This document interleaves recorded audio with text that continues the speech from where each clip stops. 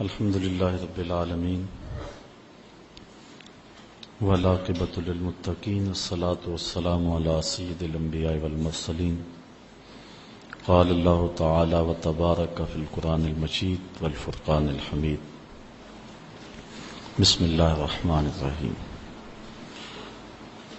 ان اللہ وملائکتہ یصلون علی النبی یا ایھا الذین آمنوا صلوا علیہ وسلموا تسلیما الصلاۃ والسلام علیک یا رسول اللہ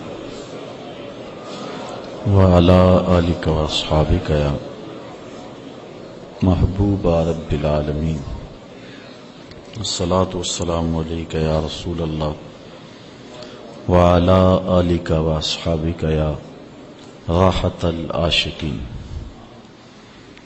تمام حمد و ثنا، تعریف و توصیف اللہ جل مجدہ الکریم کی ذات بابرکات کے لیے، جو خالق کائنات بھی ہے اور مالک شہشہات بھی۔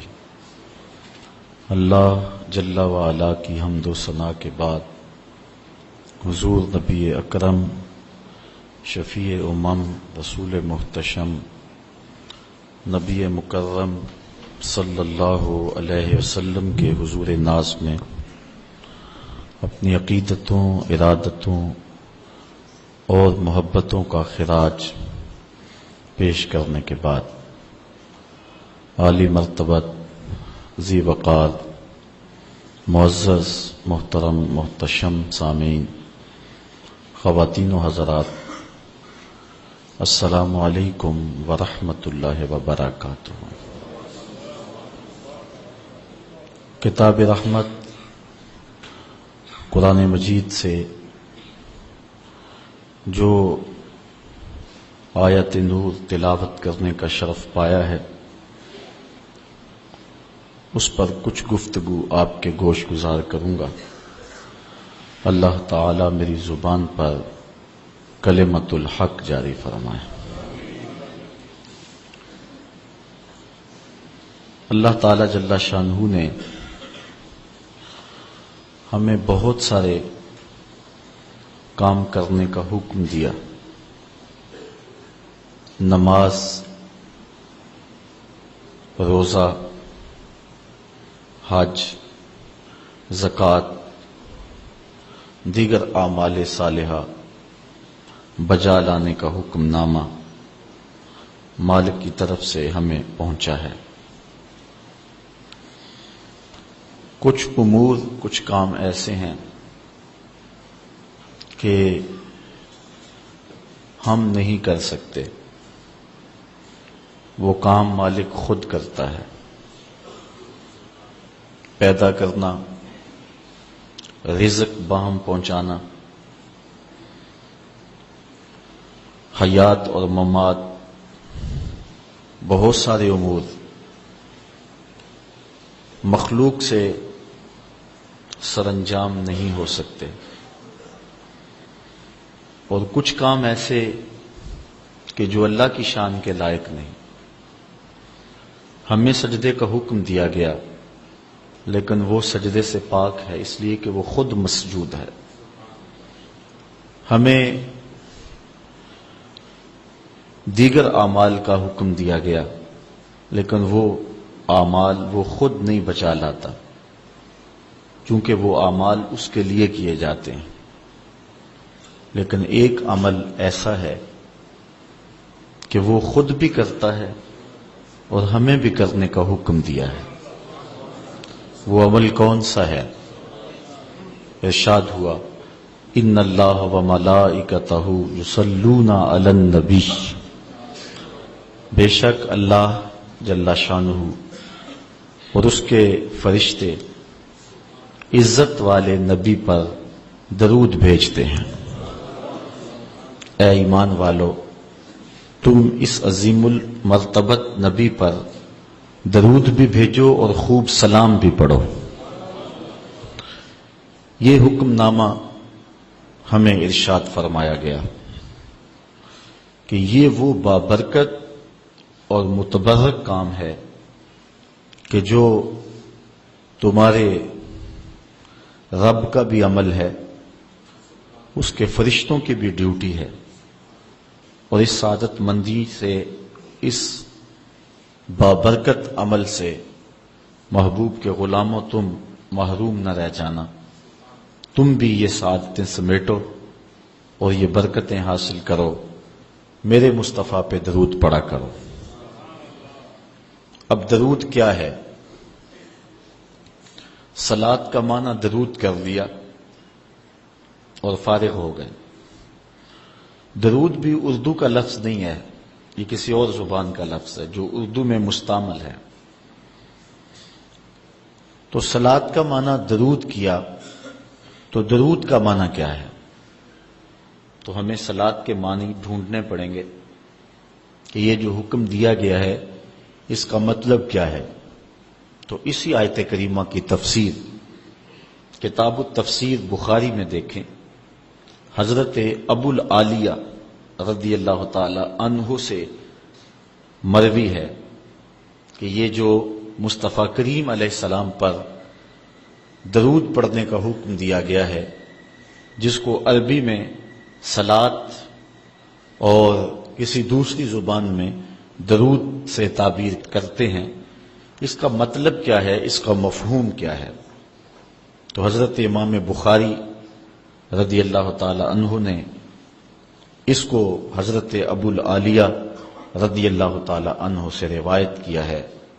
فَهِيَ مِنْهُ عَزَّ وَجَلَّ ثَنَاؤُهُ عَلَيْهِ عِنْدَ الْمَلَائِكَةِ وَتَعْظِيمُهُ، کہتے ہیں کہ صلاۃ کا یعنی درود کا مطلب جب اللہ کی طرف نسبت کر کے معنی کریں گے تو اس کا مطلب اور مفہوم یہ ہوگا کہ اللہ تعالی فرشتوں کی مجمع میں محبوب کی ثنا کرتا ہے، محبوب کی تعریف فرماتا ہے۔ ثناؤہ علیہ عند الملائکہ وتعظیمہ، اور محبوب کی عظمت کو بیان کرتا ہے۔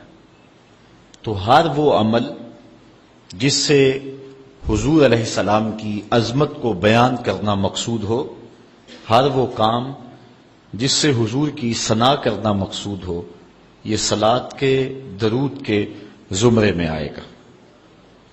حضرت علامہ محمود آلوسی شکری بغدادی علیہ رحمہ تفسیر روح المعانی میں صلاۃ کا مفہوم بیان کرتے ہوئے ارشاد کرتے ہیں، وَتَعْظِيمُهُ إِيَّاهُ فِي الدُّنْيَا بِإِعْلَاءِ ذِكْرِهِ وَإِظْهَارِ دِينِهِ وَإِبْقَاءِ الْعَمَلِ بِشَرِيعَتِهِ وَفِي الْآخِرَةِ بِتَشْفِيعِهِ فِي أُمَّتِهِ، کہتے ہیں اس کا مفہوم یہ ہے کہ دنیا کے اندر حضور علیہ السلام کی عظمت کو بیان کیا جائے اس انداز سے کہ حضور کے ذکر کو بلند کیا جائے اور حضور کے دین کے ظہور و غلبے کے لیے کوشش کی جائے، وَإِبْقَاءِ الْعَمَلِ بِشَرِيعَتِهِ، اور حضور کی شریعت پر عمل کا دوام کیا جائے، وَفِي الْآخِرَةِ بِتَشْفِيعِهِ فِي أُمَّتِهِ، اور آخرت کے اندر اس کا مفہوم یہ ہے کہ حضور علیہ الصلاۃ والسلام شفاعت کے بازو کھولیں گے اور امت کو بخشوا لیں گے۔ یہ مفہوم حضرت علامہ محمود آلوسی بغدادی علیہ رحمہ بیان فرماتے ہیں۔ پہلا مفہوم میں نے حدیث سے بیان کیا، دوسرا مفسر کی رائے ہے، تیسرا لغت کا امام اس آیت کریمہ کی تشریح کیا کرتا ہے۔ حضرت ابن منظور افریقی علیہ رحمہ لسان العرب میں، جو کہ لغت کی معتبر کتاب ہے، صلاۃ کے مفہوم میں لکھتے ہیں، فَمَانَاهُ، اس کا معنی یہ ہے، عَظِّمْهُ فِي الدُّنْيَا، جب ہم اللہ کی بارگاہ میں عرض کرتے ہیں اللہم صلی علی سیدنا محمد، تو اس کا مفہوم کیا، اس کا معنی کیا بنتا ہے؟ تو فرماتے ہیں فَمَانَاهُ، اس کا معنی یہ ہے، عَظِّمْهُ فِي الدُّنْيَا، اے اللہ دنیا کے اندر محبوب کی عظمت کو اور بلند کر دے۔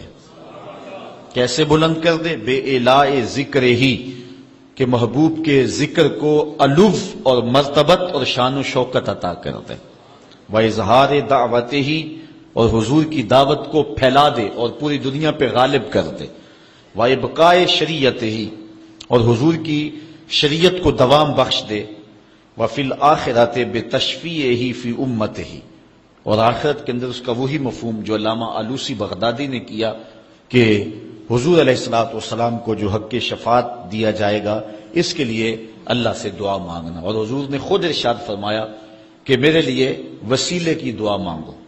یہ جو ہم اذان کے بعد دعا مانگتے ہیں کہ اے اللہ ہمارے آقا و مولا کو مقام وسیلہ عطا فرما، اور حضور علیہ السلام کے لیے یہ دعا مانگنا ہے، اور حضور مقام محمود پہ جلوہ فروز ہوں گے، اور وہاں حضور کو خاص کلمات دیے جائیں گے جو اس سے قبل نہ کسی نے بولے ہیں نہ اس کے بعد کوئی استعمال کرے گا۔ وہ حضور کو القاء کیے جائیں گے، اور ان خاص لفظوں سے حضور اللہ کی تعریف فرمائیں گے، اللہ کی حمد بولیں گے، اور اس حمد کے صلے میں اللہ تعالیٰ محبوب سے فرمائے گا محبوب مانگتا ہے جو میں تجھے عطا کرتا ہوں۔ تو حضور کیا مانگیں گے؟ خود فرمایا کہ ہر نبی کو اللہ نے دعا کا کوٹا دیا ہے، اس نے وہ دعا دنیا پر ہی مانگ لی، لیکن میں نے اپنی دعا کو آخرت کے لیے بچا کے رکھا ہے، اور وہ کیا ہے کہ میں گناہ گاروں کی شفاعت کے لیے اللہ کے حضور عرض کروں گا۔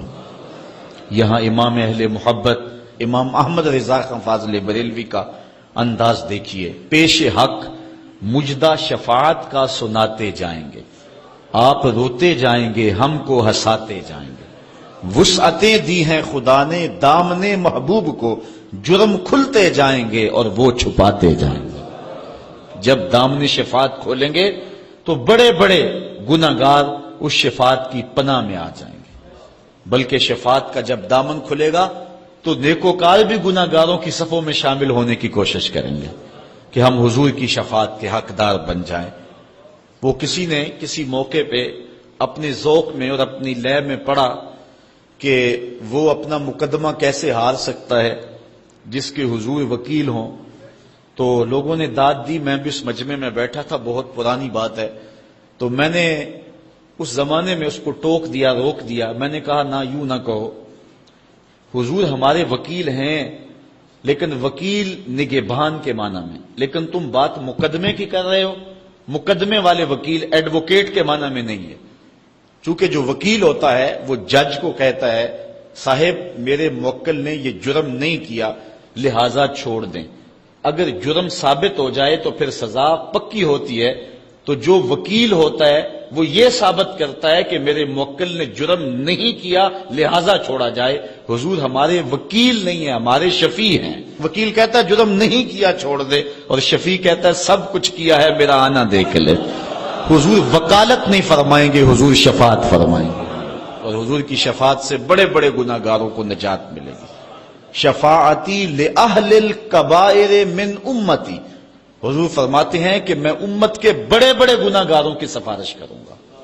تو یہ حضور علیہ السلام کو حق دیا جائے گا آخرت کے میدان میں، اور آقا کریم علیہ الصلوۃ والسلام سجدے میں سر رکھیں گے۔ بخاری شریف میں حدیث شفاعت اٹھائیں، ایک بار نہیں 4 بار سر رکھیں گے، اور ہر بار رب کہے گا کہ مالک سر انور تو اٹھاؤ، جو کہو وہ مان لیں گے، جس کی سفارش کرو گے وہ قبول کر لیں گے، اور پھر حضور سفارش کرتے چلے جائیں گے اور امت کو بخشواتے چلے جائیں گے۔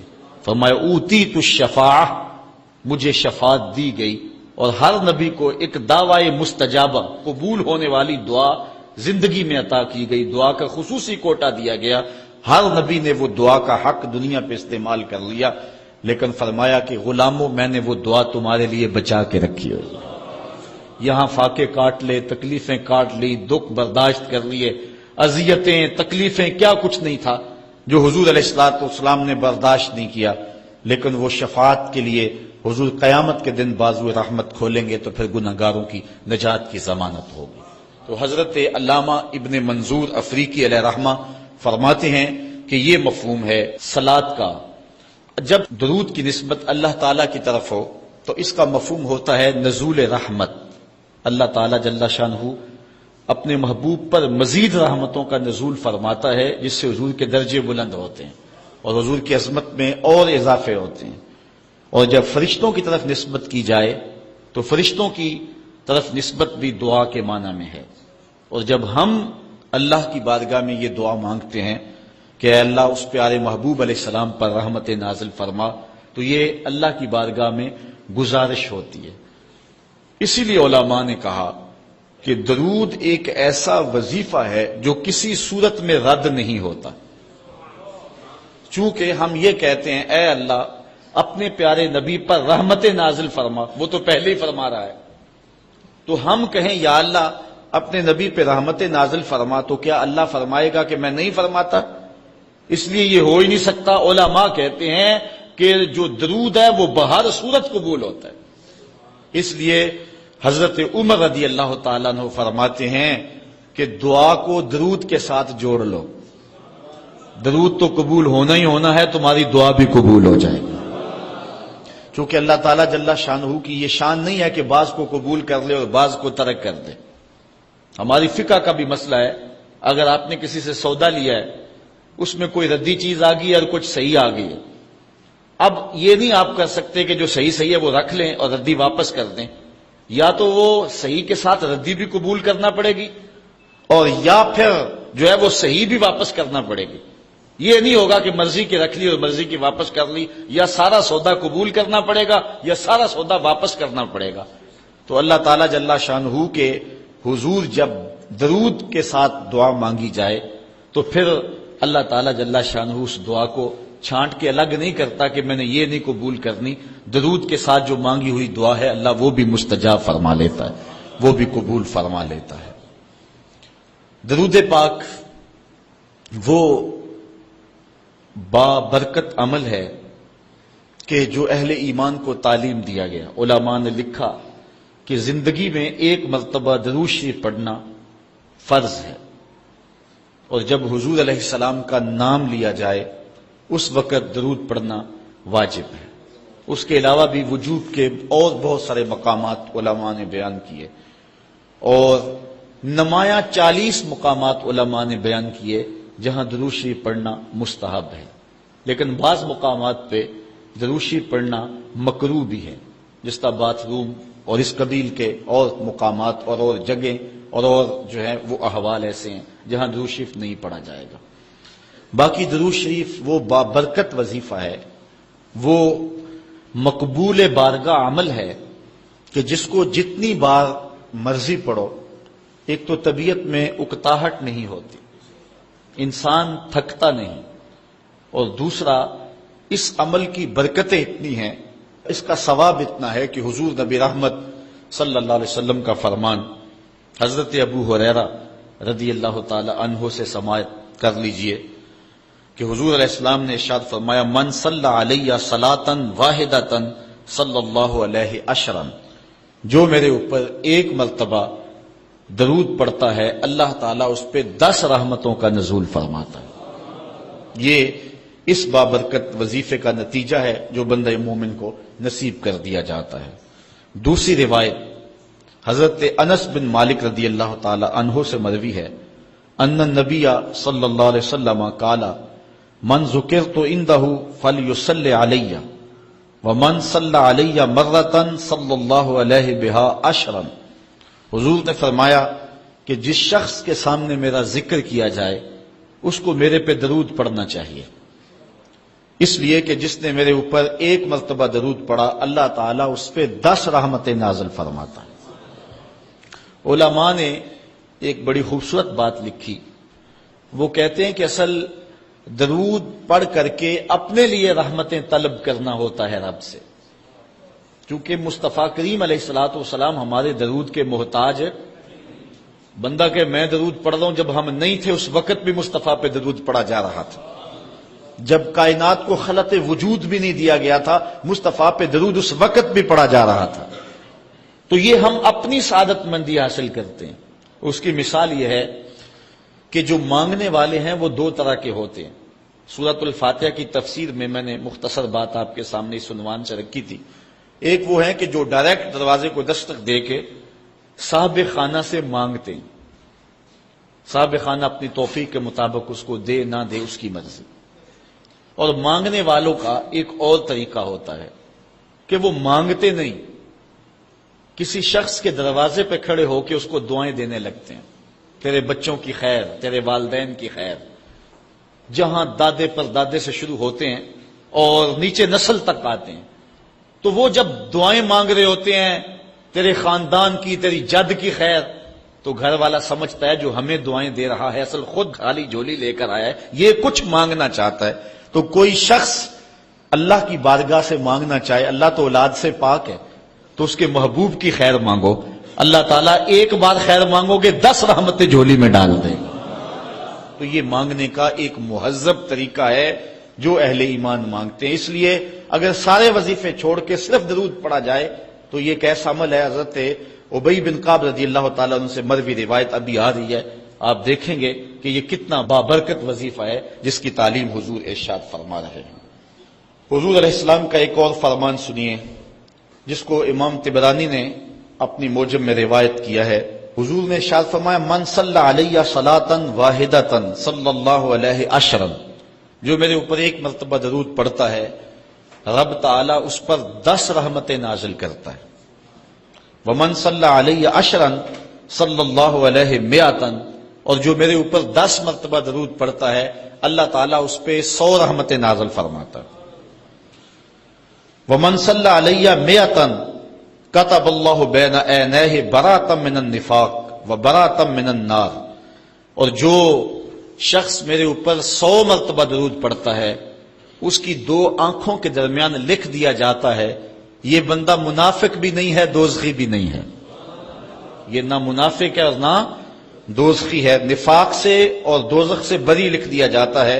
وَأَسْكَنَهُ اللَّهُ يَوْمَ الْقِيَامَةِ مَعَ الشُّهَدَاءِ، اور اللہ تعالیٰ جل شانہ قیامت کے دن جس مرتبے پر شہداء کو ٹھہرائے گا اسی مقام پہ درود پڑھنے والوں کو ٹھہرائے گا۔ یہ ثواب ہے اس شخص کے لیے کہ جو حضور پر کثرت کے ساتھ درود پڑھتا ہے۔ حضرت عبد الرحمن بن عوف رضی اللہ تعالی عنہ سے ایک روایت سنیے، فرماتے ہیں یہ عشرہ مبشرہ سے ہیں، جلیل القدر صحابی ہیں، اور صحابہ میں سب سے زیادہ امیر صحابی بھی یہی ہیں۔ 1,44,000 صحابہ میں سب سے امیر ترین صحابی حضرت عبد الرحمن ابن عوف رضی اللہ تعالی عنہ ہیں۔ آپ فرماتے ہیں کہ خرج رسول اللہ صلی اللہ علیہ وسلم فاتبعته حتى دخل نخلا فسجد فاطال السجود حتى خفت او خشیت ان يكون الله قد توفاه او قبضه۔ کہتے ہیں ایک دن حضور گھر سے باہر تشریف فرما ہوئے، مسجد نبوی سے نکلے تو میں بھی حضور کے پیچھے پیچھے چل پڑا۔ حضور علیہ الصلوۃ والسلام کے تتبع میں، حضور کی اتباع میں میں بھی حضور کے پیچھے چل پڑا۔ حتی داخل نخلا، یہاں تک کہ کھجوروں کے ایک باغ میں حضور تشریف فرما ہو گئے، میں بھی اس باغ میں حضور کے پیچھے چلا۔ میں نے کیا دیکھا؟ حضور نے سجدہ فرمایا، فاطال السجود، اور سجدہ اتنا لمبا تھا، حتی خفت او خشیت ان یکون اللہ قد توفى او قبضہ، مجھے ڈر لگا کہ حضور علیہ السلام کا وصال ہو گیا، کہ حضور نے سر انور رکھا سجدے میں پھر اٹھا ہی نہیں رہے تھے، تو میں ڈرا اس بات سے کہ کہیں حضور کا وصال نہ ہو گیا ہو، حضور علیہ السلام اس دار فانی سے کوچ نہ کر گئے ہوں۔ تو کہتے ہیں کہ کالا فجیت انظر فرفع راسہ، میں دیکھ ہی رہا تھا کہ اچانک حضور نے سر انور اٹھا لیا۔ فقال مالک یا عبد الرحمن، تو میرا رنگ اڑا ہوا تھا، میری طبیعت کے اوپر ایک عجیب کیفیت تھی۔ حضور نے سر اٹھایا اور مجھے اس حالت میں دیکھا، کہا کہ اے عبد الرحمن تجھے کیا ہو گیا؟ میں نے کہا فذکرت ذلک لہ، جو مجھے ہوا تھا میں نے وہ بتا دیا، میں تو ڈر گیا تھا چونکہ صحابہ کی زندگی ہی تو حضور کے نام سے تھی، اور آقا کریم کی زندگی کے ساتھ اور حضور کی حیات کے ساتھ ہی تو وہ جیتے تھے بلکہ اڑتے تھے، اور صحابہ رضوان اللہ علیہ مجمعین کے لیے سب سے مشکل وقت حضور علیہ السلام کی وفات کا وقت تھا، ان سے برداشت نہیں ہوتا تھا۔ آپ نے پڑھا ہوگا سیر میں، علماء سے سنا ہوگا، حضرت عمر نے تلوار نکال لی تھی حضور کے وصال پر، کوئی کہے تو صحیح حضور کا وصال ہو گیا میں گردن کاٹ دوں گا، روتے تھے، عجیب کیفیت تھی۔ حضرت ابوبکر صدیق نے ہاتھ آگے کیا لیکن حضرت عمر جو ہیں وہ ان کی بات بھی سننے کے لیے تیار نہیں تھے۔ حضرت بلال چیخیں مارتے تھے، عجیب حالت تھی۔ حضرت سیدہ فاطمہ کہتی تھی سبت علی مصائب لو انہا سبت علی الایام سرنا لیالیا، لوگوں میرے اوپر جو مصیبتیں ٹوٹ پڑی ہیں اگر وہ چٹے دنوں پہ پڑتی تو وہ بھی کالی راتیں بن جاتے۔ اتنی مصیبتیں آ گئی۔ حضور علیہ السلام کے وصال پر یہ صحابہ کی کیفیت۔ حضرت زید بن عبداللہ اپنے باغ کو پانی دے رہے تھے، حضرت امام زرقانی نے لکھا ہے ان کے بیٹے نے جا کے کہا کہ ابا جی کوئی بات سنی ہے؟ انہوں نے کہا بتاؤ بیٹے کیا ہوا ہے؟ کہا حضور کا وصال ہو گیا۔ تو حضرت زید نے یوں ہاتھ اٹھائے اور سنو انہوں نے کیا کہا، اللہم اذہب بصری حتی لا ارا بعد حبیبی محمد احدا، اے اللہ مجھے اندھا کر دے، مجھے نابینا کر دے، آنکھوں کے چراغ روشن اس لیے تھے کہ تیرے رسول کو دیکھتا تھا، اب حضور اگر اس دنیا سے چلے گئے تو میں نے آنکھوں کی چراغ کیا کرنے؟ تو اللہ تعالیٰ نے ان کی دعا قبول فرما لی اور وہ فوراً نابینا ہو گئے۔ کسی نے بعد میں ان کے پاس جا کر افسوس کیا کہ تمہاری آنکھوں کی بینائی جاتی رہی ہے، بڑا افسوس ہوا ہے۔ وہ فرمانے لگے تمہیں ہوا ہوگا، مجھے تو کوئی نہیں ہوا، میں تو حضور کے بغیر کسی کو دیکھنا ہی نہیں چاہتا۔ اور اعلیٰ حضرت فرماتے ہیں کون نظروں پہ چڑھے دیکھ کے تلوا تیرا، جس نے آپ کو دیکھا پھر وہ کسی کو جو ہے وہ اور کیوں دیکھے؟ تو یہ صحابہ کی کیفیت تھی۔ بلکہ غدابہ نامی اونٹنی جس پہ حضور سواری کیا کرتے تھے، کتب میں آتا ہے، صحیح روایات ہیں، وہ حضرت فاطمہ تو زہرا کی دہلیز پر سر رکھ کے رویا کرتی تھی، اور وہ یافوز نامی دراز گوش جس پہ حضور سواری کیا کرتے تھے، جس کو ہم اپنی زبان میں گدھا کہہ لیتے ہیں لیکن نسبت رسول سے ہوگی تو پھر اس کو دراز گوش کہیں گے، تو وہ قبیلہ بنو سلیم کے کنویں میں چھلانگ لگا کے مر گیا کہ جب حضور چلے گئے ہیں تو ہم نے جی کے کیا لینا۔ یہ کیفیت جانوروں کی تھی۔ اللہ اکبر۔ تو حضور کی جدائی کا صدمہ کون برداشت کرے؟ آپ نے سنا نہیں کہ استن حنانہ حضور کے فراق میں کیسے تڑپ تڑپ کے روتا تھا؟ صحاح میں روایت ہے، لگتا تھا جس طرح پھٹ جائے گا، اور آقا کریم ممبر سے نیچے اترے اور آقا نے اس کو دونوں ہاتھوں میں لیا، پھر تسلی دی، اور ایسے لگا جس طرح کہ بچھڑا ہوا بچہ ماں کی گود میں آ جائے تو اس کی گگھی بن جاتی ہے، یہ کیفیت ہوئی۔ پھر حضور ممبر پہ جلوہ فراز ہوئے اور صحابہ سے مخاطب ہو کے کہا لو لم افعل ھکذا لھن الی یوم القیامہ، اگر میں اپنے عاشق کے زار کو ممبر سے اتر کے یوں تسلی نہ دیتا تو یہ لکڑی کا ستون قیامت تک روتا ہی رہتا۔ اللہ اکبر۔ یہ ہے حضور کے پیار کی کیفیت۔ تو ان کے لیے مشکل مرحلہ تھا۔ تو حضرت عبد الرحمن ابن عوف رضی اللہ تعالیٰ عنہ کہتے ہیں میں نے جو میرے پہ بیتی تھی نا، جو میری حالت ہوئی تھی، میں نے صاف صاف عرض کی حضور میں تو بہت پریشان ہوا تھا۔ تو حضور نے فرمایا فقال ان جبرائیل علیہ السلام قال لی، سنو کہ جبریل امین میرے پاس آئے اور انہوں نے مجھے آ کے کہا الا ابشرک ان اللہ عز وجل یقول، کہ حضور میں آپ کو بشارت نہ دوں کہ رب کیا کہتا ہے؟ وہ یہ کہتا ہے من صلی علیک صلیت علیہ ومن سلم علیک سلمت علیہ۔ ذرا دیکھیے لفظ، حضور فرماتے ہیں میں کیوں سجدے میں گیا تھا؟ سنو اے عبد الرحمن ابن عوف واقعہ کیا ہوا، میں اتنا لمبا سجدہ کیوں کیا؟ کہا میرے پاس جبریل آئے اور جبریل نے مجھے رب کا سندیشہ دیا، پیغام دیا کہ محبوب آپ کا رب کہتا ہے کہ آپ کا جو امتی آپ پہ درود پڑے گا میں رب ہو کے اس پہ درود پڑھوں گا، اور جو آپ کا امتی آپ کو سلام کہے گا میں رب ہو کے اس کو سلام کروں گا۔ تو حضور فرماتے ہیں فسجدت للہ شکرا، تو پھر میں سجدہ نہ کرتا، پھر میں شکر کا سجدہ نہ کرتا اور میرا سجدہ لمبا نہ ہوتا کہ اتنا کرم ہوا کہ میرا اگر غلام مجھ پہ درود بھیجے تو رب اس پہ درود بھیجتا ہے۔ اللہ اکبر۔ یہ کرم نوازیاں اس شخص پر کہ جو حضور نبی رحمت صلی اللہ علیہ وسلم پر درود بھیجتا ہے۔ آئیے حضرت عبداللہ ابن مسعود رضی اللہ تعالی عنہ سے ایک روایت سنتے ہیں۔ کہتے ہیں کہ ان للہ ملائکۃ سیاحین یبلغون عن امتی السلام، اللہ کے کچھ فرشتے ہیں جن کی ڈیوٹی یہ ہے وہ دھرتی پر گھومتے ہیں، پوری دنیا پہ چکر لگاتے ہیں، اور کرتے کیا ہیں؟ جہاں جہاں بھی کوئی شخص میرے اوپر سلام بھیجے تو وہ اس امتی کا سلام میرے تک پہنچاتے ہیں کہ حضور آپ کے فلاں امتی نے آپ تک جو ہے وہ سلام بھیجا ہے۔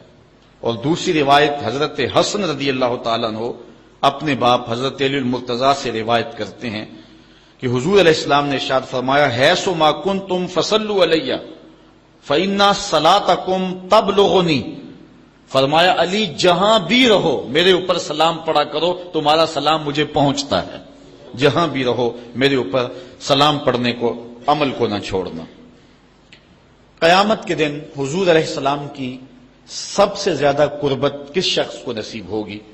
تو وہ روایت ہے حضرت عبداللہ ابن مسعود رضی اللہ تعالی عنہ سے کہ حضور نے فرمایا ان اول الناس بی یوم القیامہ اکثرہم علی صلاۃ، قیامت کے دن میرا سب سے زیادہ قریبی شخص وہ ہوگا کہ جو میرے اوپر کثرت کے ساتھ درود پڑا کرتا ہے۔ حضرت ابی بن کعب رضی اللہ تعالیٰ عنہ کی وہی روایت جو میں نے جس کا اشارہ دیا، روایت کرتے ہیں کان رسول اللہ صلی اللہ علیہ وسلم اذا ذهب ربع اللیل قام فقال یا ایھا الناس اذکروا اللہ جاءت الراجفہ تتبع الرادفہ جاء الموت بما فیہ۔ کہتے ہیں کہ حضور علیہ الصلوۃ والسلام جب رات کا چوتھائی حصہ باقی رہ گیا تو آقا کریم علیہ السلام نے لوگوں کو بیدار کیا، لوگوں کو جگایا کہ اٹھو اللہ کا ذکر کرو، قیامت آنے والی ہے، موت آنے والی ہے۔ حضور نے صحابہ کو بیدار کیا۔ قال ابی بن کعب رضی اللہ تعالیٰ عنہ، حضرت ابی بن کعب رضی اللہ تعالیٰ عنہ فرماتے ہیں یہ جلیل القدر صحابی ہیں اور حضور علیہ الصلوۃ والسلام ان سے قرآن سنا کرتے تھے، بلکہ ایک دن حضور گزر رہے تھے، حضرت ابی بن کعب رضی اللہ تعالیٰ عنہ تلاوت کر رہے تھے، حضور رک کے سننے لگے۔ اگلے دن ملاقات ہوئی تو فرمایا ابی میں گزر رہا تھا، تو تلاوت کر رہا تھا اور میں سنتا رہا۔ تو حضرت ابی نے کہا حضور اگر مجھے پتہ چل جاتا نا کہ آپ سن رہے ہیں تو میں اور سوار کے پڑھتا۔ محدثین شارحین لکھتے ہیں کسی کے دکھلاوے کے لیے قرآن سوار کے پڑھنا ریاکاری ہے، لیکن اگر حضور کے دکھلاوے کے لیے پڑھا جائے یہ ریاکاری نہیں ہے، یہ عین دین ہے۔ تو حضرت ابی بن کعب رضی اللہ تعالی عنہ کہتے ہیں کہ میں نے حضور کی خدمت میں عرض کی فقلت، تو میں نے عرض کی یا رسول اللہ صلی اللہ علیہ وسلم میں آپ پر بہت زیادہ درود شریف پڑھتا ہوں، فکم اجعل لک من صلاتی، تو مجھے بتا دیں کہ میں آپ پہ کتنا وقت درود پڑھا کروں۔ قال ما شئت، کہا جتنا تو پڑھ سکتا ہے، جتنا تیرے پاس وقت ہے، جتنی تیری مرضی ہے، میں کوئی مقرر نہیں کرتا۔ قال قلت، تو میں نے کہا الربع، میں چوتھا حصہ درود پڑھا کروں گا، باقی 3 حصے باقی وظیفے کر لیا کروں گا۔ قال ما شئت، حضور نے فرمایا تیری مرضی، وَإِن زِدْتَ فَهُوَ خَيْرٌ لَكَ، لیکن اگر درود زیادہ پڑھے نا تو تیرے لیے ہوگا بہتر۔ ویسے تو اگر چوتھا حصہ پڑھے باقی 3 حصے باقی وظیفے، لیکن اگر ایسا کرے تو تیرے لیے بہتر ہوگا، زیادہ اگر پڑھ لے۔ کالا کہتے ہیں فقل، تو میں نے کہا فثلثین، میں 2/3 پڑھ لیا کروں گا۔ کالا ما شئت، فرمایا جس طرح تیری مرضی۔ فَإِن زِدْتَ فَهُوَ خَيْرٌ لَكَ، لیکن اگر تو درود کو زیادہ کر لے تو یہ تیرے لیے بہتر ہوگا۔ قلت النصف، میں نے عرض کی حضور میں آدھا وقت درود پڑھ لیا کروں گا، باقی آدھا وقت دیگر وظائف پڑھ لیا کروں گا۔ قلت، جب میں نے یہ بات کہی تو حضور نے فرمایا ما شئت، جو تیری مرضی، جو تیرے دل میں آئے۔ وَإِن زِدْتَ فَهُوَ خَيْرٌ لَكَ، لیکن اگر تو درود کو اور زیادہ کر دے تو تیرے لیے ہے بہتر۔ کہتے ہیں کہ میں نے عرض کی اجعل لک صلاتی کلھا، حضور پھر میں سارا وقت درود ہی پڑھ لیا کروں گا، میں سارا وقت درود ہی پڑھ لیا کروں گا۔ تو آقا کریم نے فرمایا پھر تجھے دنیا کی تکلیفیں بھی نہیں پہنچیں گی اور آخرت میں بھی تجھے نجات مل جائے گی، کیونکہ انسان وظیفہ 2 مقاصد کے لیے کرتا ہے، میری دنیا کے معاملات ٹھیک ہو جائیں کچھ وظائف اس لیے پڑھتا ہے، یا پھر میری آخرت ٹھیک ہو جائے اس لیے وظائف پڑھتا ہے۔ 2 ہی غرضیں ہوتی ہیں وظائف پڑھنے سے، لیکن حضور نے فرمایا اگر تو سارا وقت درود پڑھتا رہے تو پھر تیری دنیا بھی ٹھیک ہو جائے گی، تیری آخرت بھی ٹھیک ہو جائے گی، تیرے سارے معاملے ٹھیک ہو جائیں گے۔ اللہ اکبر۔ اور حضور علیہ السلام کا یہ ایک اور فرمان سنیے جس کو حضرت انس رضی اللہ تعالیٰ عنہ روایت کرتے ہیں۔ حضور علیہ السلام نے ارشاد فرمایا من صلی علی فی یوم 1000 مرہ لم یمت حتی یری مقعدہ من الجنہ، جو ایک دن میں 1000 مرتبہ میرے اوپر درود پڑے وہ اتنی دیر تک مرے گا نہیں جب تک جنت میں اپنا ٹھکانہ نہیں دیکھ لیتا۔ یہ اللہ تعالیٰ اس کو خاص نور نصیب فرمائے گا۔ اور آئیے سنیے حضور علیہ السلام کیا ارشاد فرما رہے ہیں۔ حضرت ابو درداء رضی اللہ تعالی عنہ سے روایت ہے، امام ابن ماجہ نے اپنی سند سے اس کو روایت کیا ہے۔ قال قال رسول اللہ صلی اللہ علیہ وسلم اکثروا علی من الصلاۃ کل یوم الجمعہ فإنہ مشہود تشہدہ الملائکہ۔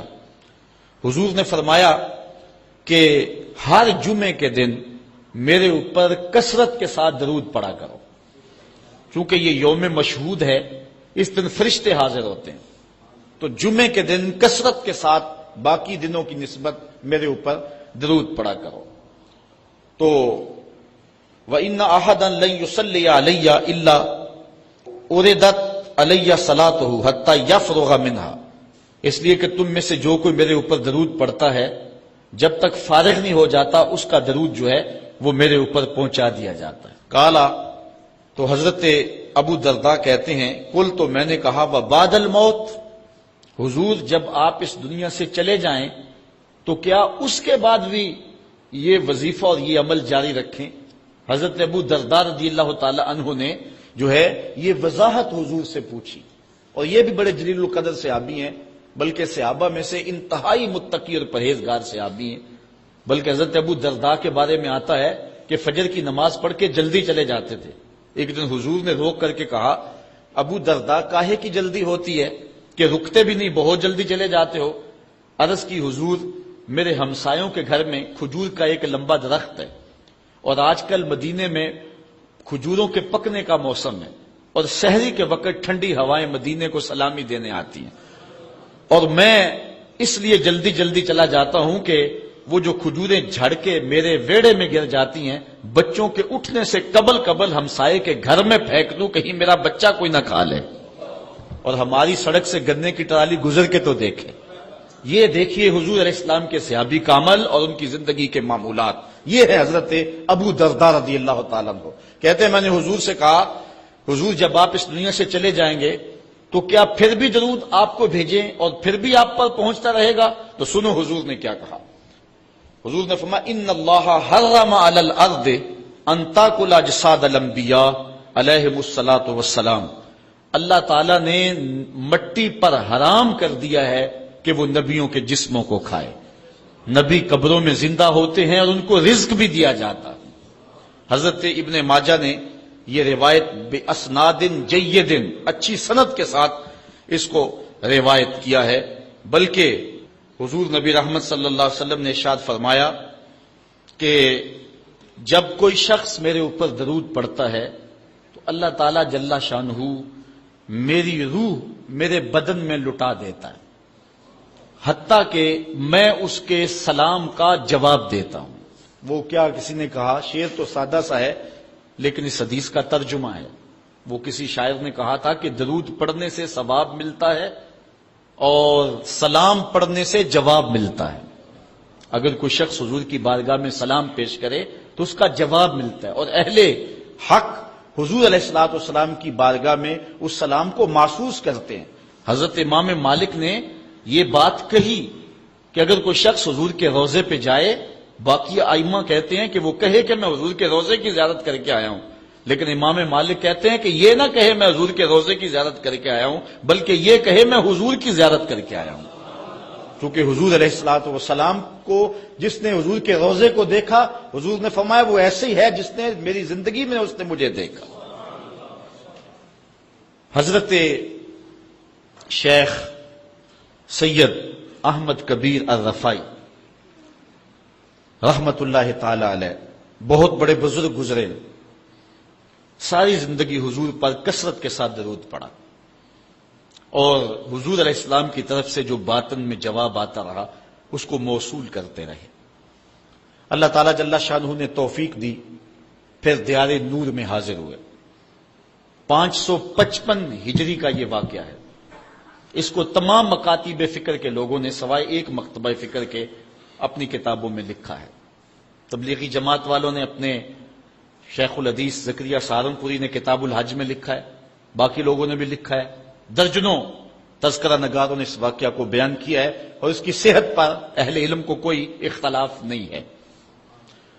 555 ہجری کی بات ہے کہ وہ حضور کے روضے پہ بنفس نفیس حاضر ہوئے، اور حاضر ہو کے انہوں نے جو حضور کی بارگاہ میں عرض کی، چونکہ سید تھے، حضور کی اولاد تھی، کہا کہ حضور ساری زندگی میری روح سلام لے کے آپ کی خدمت میں حاضر ہوتی تھی اور آپ کا روحانی جواب وصول کرتی تھی۔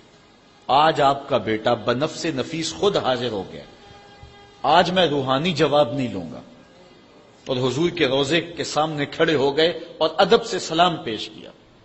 پھر کیا ہوا، 70,000 لوگ مسجد نبوی میں موجود تھے جنہوں نے دیکھا حضور نے دست انور روضہ انور سے باہر نکال دیا، اور حضرت شیخ سید رفاعی رحمت اللہ تعالی علیہ نے حضور کے دست کرم کا بوسہ لیا۔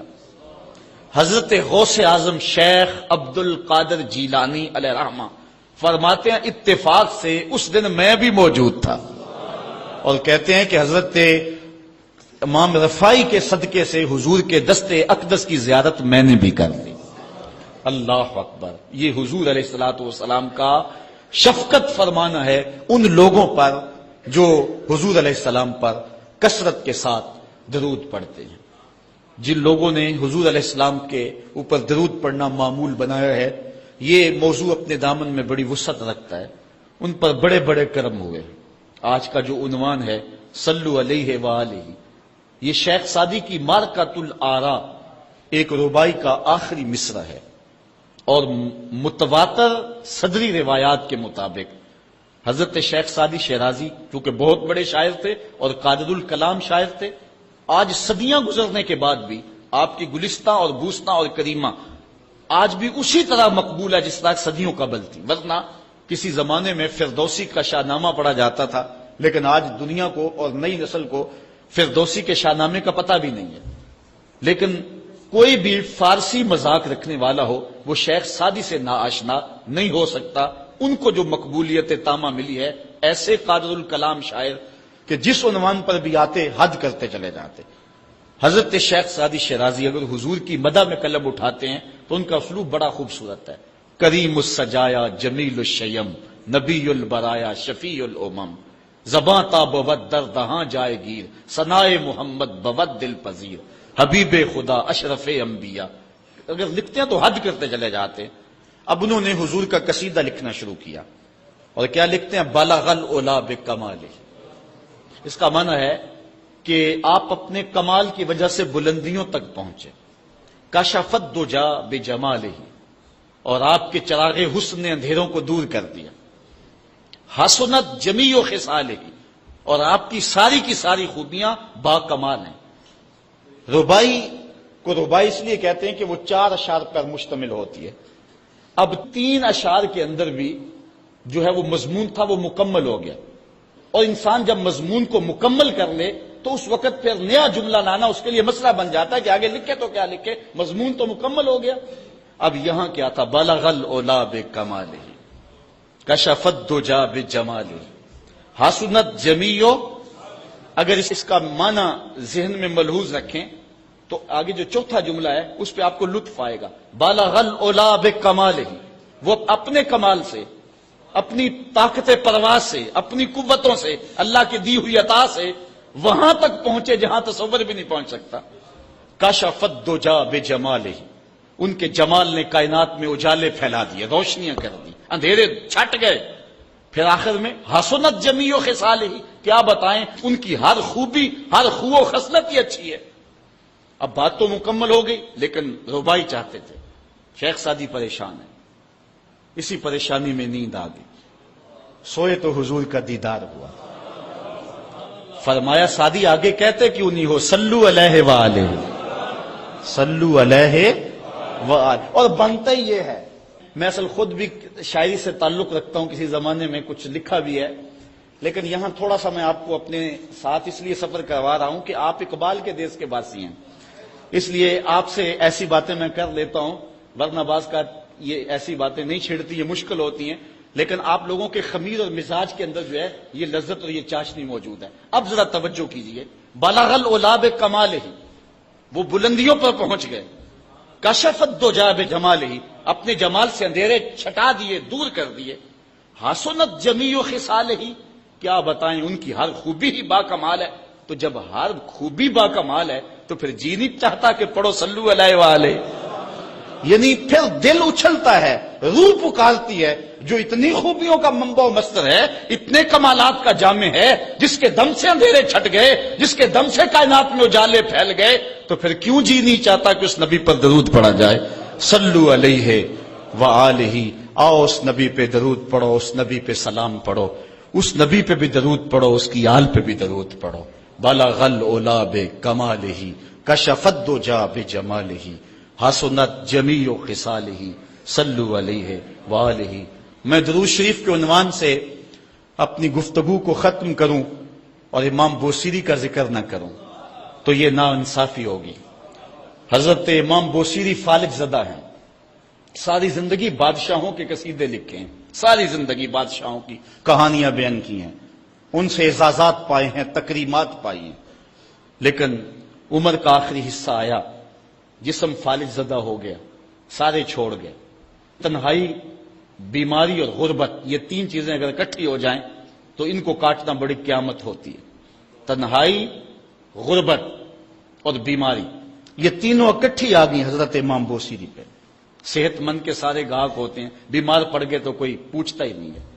ایک دن خیال آیا، ساری زندگی شہنشاہوں کے قصیدے لکھے، آج اس کا قصیدہ نہ لکھوں جو کائنات کا دولہ ہے۔ اللہ اکبر، قلم پکڑا، پھر حضور کا قصیدہ لکھا۔ یہ قصیدہ بردہ شریف مکمل کیا۔ رات ہوئی، حضرت امام بوصیری سوئے، آقا کریم علیہ السلام تشریف لائے، اور یہ بات ذہن میں رکھیں، حضور نے ارشاد فرمایا من رآنی فی المنام فقد رآنی فإن الشیطان لا یتمثل بی۔ یہ ابن ماجہ میں 6 طرق سے روایت مروی ہے، ویسے بخاری دیگر کتابوں میں بھی ہے، لیکن ابن ماجہ حجم کے اعتبار سے چھوٹی کتاب ہے، اس میں بھی 6 مرتبہ یہ روایت ہے، باقیوں میں تو بہت مرتبہ یہ روایت آئی ہے۔ ابن ماجہ میں 6 طرق سے یہ روایت ہے۔ حضور نے فرمایا جس نے مجھے خواب میں دیکھا اس نے مجھے ہی دیکھا، شیطان خواب میں آ کر بھی میری مثل ہونے کا دعویٰ نہیں کر سکتا۔ اچھا، دوسری بات، جس نے حضور کو دیکھا اس نے حضور کو دیکھا، اور جس نے حضور کو دیکھا حضور اس کے خواب میں قصد، ارادے اور مرضی سے آئے۔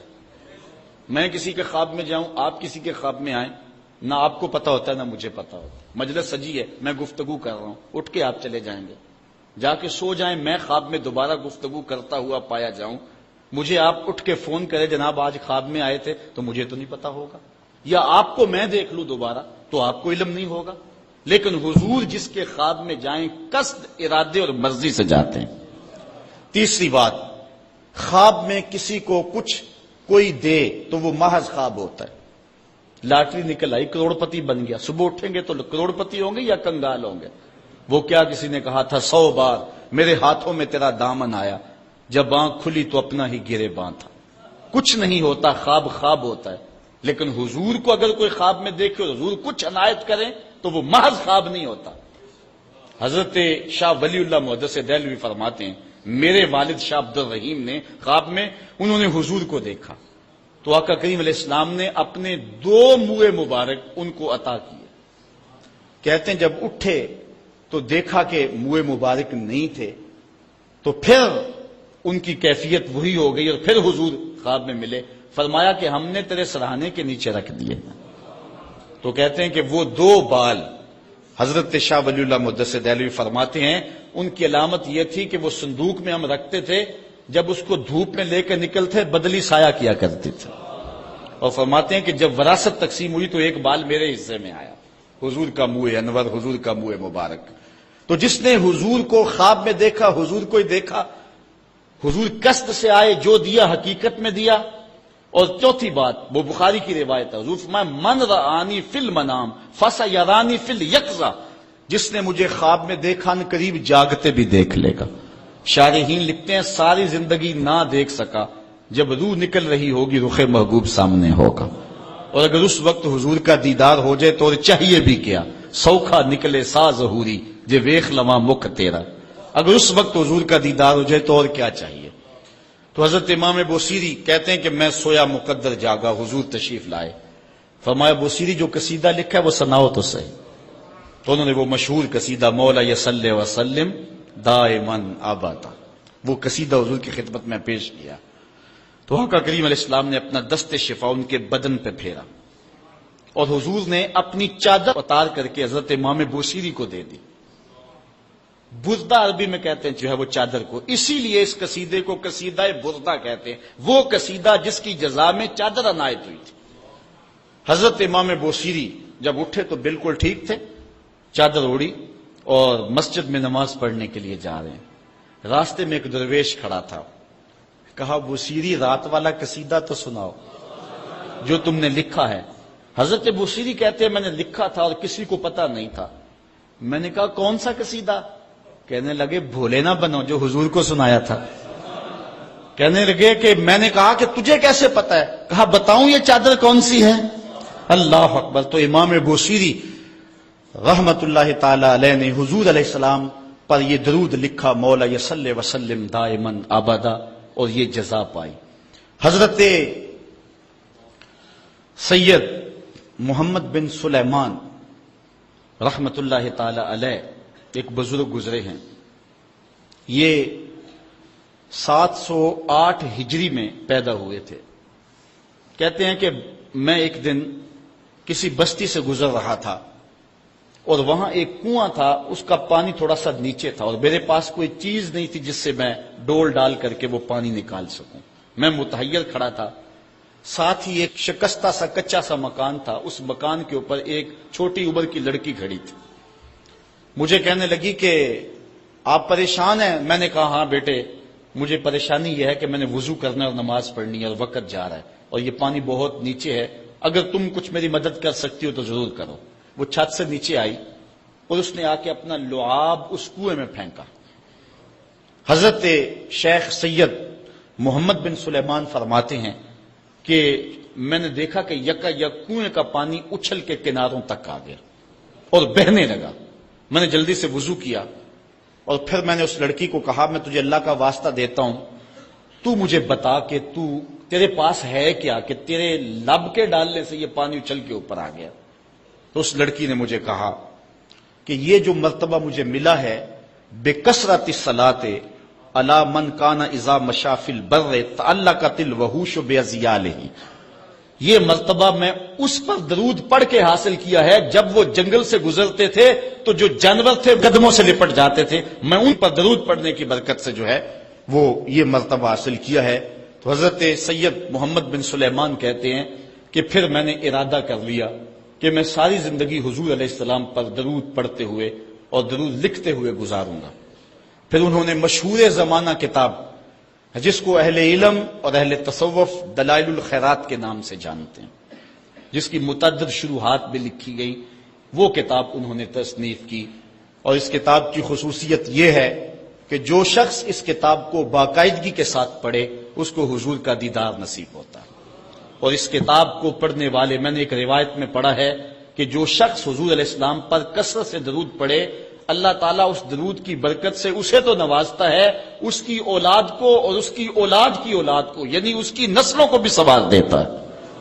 تو حضرت سید محمد بن سلیمان نے یہ کتاب لکھ کر کے درود کی زمانے پر احسان کیا، اور آج تک بالخصوص علماء روم کا عمل اس کے اوپر جو ہے وہ کثرت کے ساتھ ہے۔ لیکن یہاں بھی جو ہے وہ ہمارے بر صغیر پاک و ہند میں بھی دلائل الخیرات پر لوگوں کے بہت زیادہ عمل ہے۔ میرے والد گرامی اللہ ان کی قبر پہ کروڑوں رحمت نازل فرمائے، انہوں نے 37 سال تک بلا ناغہ دلائل الخیرات کا وظیفہ کیا ہے، اور یہ جو کچھ بھی ہے وہ کیا کسی نے کہا تھا میں جو کچھ بھی ہوں ان کی توجہ کا روپ ہوں، میری زندگی تیرے پیار کا انعام ہی تو ہے۔ تو یہ سارا فیضان یہ درود شریف کا فیضان ہے جو دروس قرآن کی صورت میں آپ دیکھ رہے ہیں۔ حضرت سید محمد بن سلیمان رحمت اللہ تعالی علیہ کا پھر انتقال ہو گیا اور سوس نامی ایک بستی کے اندر ان کو دفن کر دیا گیا۔ پھر اس کے بعد 77 سال کے بعد ان کو وہاں سے مراکش منتقل کیا گیا، اور آپ کو جب دفن کیا گیا، اور یہ بات اخبار مشہورہ میں سے ہے کہ آپ کی قبر کی مٹی سے درود کی برکت کی وجہ سے کستوری جیسی خوشبو آیا کرتی تھی، اور جب اتنے طویل عرصے کے بعد ان کو قبر سے نکالا گیا تو جب وہ فوت ہوئے تھے تو انہوں نے تھوڑی دیر پہلے حجامت بنائی تھی، اور جب لحد سے ان کو نکالا گیا 77 برس بعد تو ایسے لگتا تھا کہ جس طرح ابھی خط کروایا ہے، اور لوگوں نے ان کے جسم کو انگلی لگا کر کے دیکھا تو جس طرح ایک زندہ شخص کے جسم کو انگلی لگائیں تو خون ہٹ جاتا ہے اور جگہ زرد ہو جاتی ہے، تو ایسے ہی لوگوں نے پایا کہ جگہ زرد ہو گئی، پھر انگلی اٹھائی تو جو ہے وہ پھر وہاں دوبارہ سرخی آنے لگی. تو اس شخص نے بتایا کہ یہ دیکھو کیا ہے. تو پھر جو بھی زیارت کرنے آتا وہ انگلی لگا کے دیکھتا اور اس طرح دباتا آپ کی جلد کو، اور وہ زرد ہو جاتی اور پھر دوبارہ خون آتا. تو پھر ان کی زیارت بند کر دی گئی اور وہاں سوس سے اٹھا کر کے ان کو مراکش کے اندر دفن کیا گیا. جو شخص حضور علیہ السلام پہ درود پڑھے تو اس کو حیات جاوداں مل جاتی ہے، اور صاحب درود نبی کا کمال اور مرتبہ کیا ہوگا.